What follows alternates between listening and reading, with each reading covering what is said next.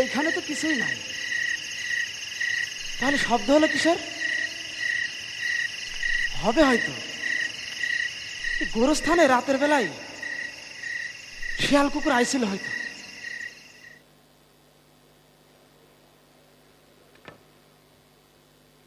আসসালামু আলাইকুম, আমি কেরামত আলী। এই যে কবর দেখতেছেন, এই যে কবর দেখতেছেন, এই গোরস্থান গত 10 বছর ধইরা এই গোরস্থান পাহারা দিতেছি। কত রকম লাশ যে এই 2 চোখ দিয়ে দেখলাম।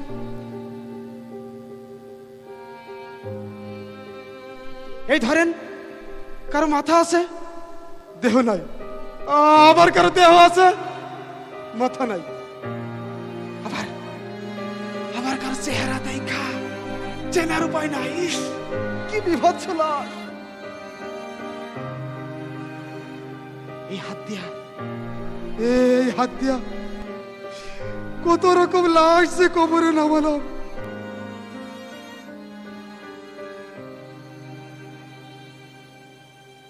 এই তো সেদিন রেনু নামের এক মহিলার লাশ দাফন করলাম।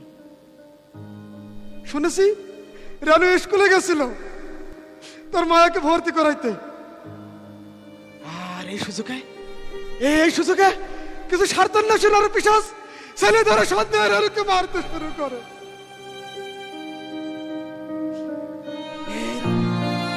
এরকম লাঠি দিয়া, রড দিয়া পিটাইতে রেনুকে মাইরে ফেলে। আপনারা দেখছেন, টেলিভিশনে দেখছেন, রেনুর আত্মচিৎকার দেখছেন, আমাকে মাইরেন না, আমি ছেলে ধরে না, আমি গলা কাটা না, আমাকে মাইরেন না।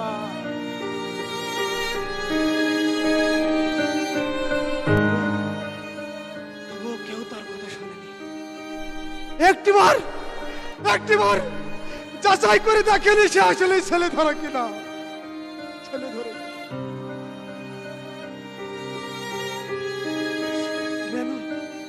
রেনুর ছোট্ট ফুটফুটে বাচ্চাটা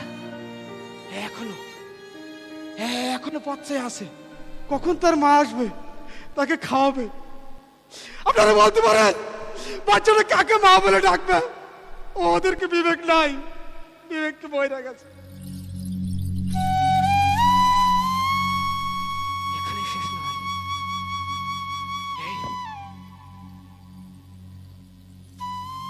এই যে ছোট্ট কবরটা দেখতেছেন, জানেন এটা কার কবর? জানেন না? হ্যাঁ, এটা সেই ছোট্ট ফুটফুটে শিশু তানহার কবর।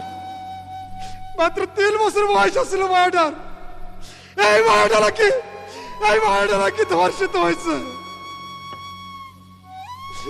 আপনারা ভাবতে পারেন 3 বছরের একটা মায়াকে কিভাবে ধর্ষণ করতে পারে?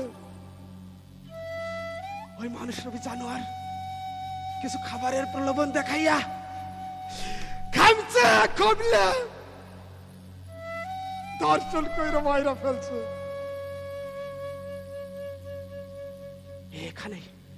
এখানে ক্ষান্ত হয় নাই, ব্লেড দিয়ে তার চৌলাঙ্গ চিরে ফেলেছে।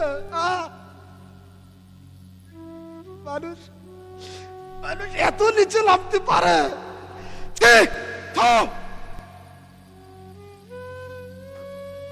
বাঘে খামচানো লাশ দেখছি, শিয়ালে খামচানো লাশ দেখছি, কিন্তু মানুষ তো মানুষকে খামচাইতে পারে?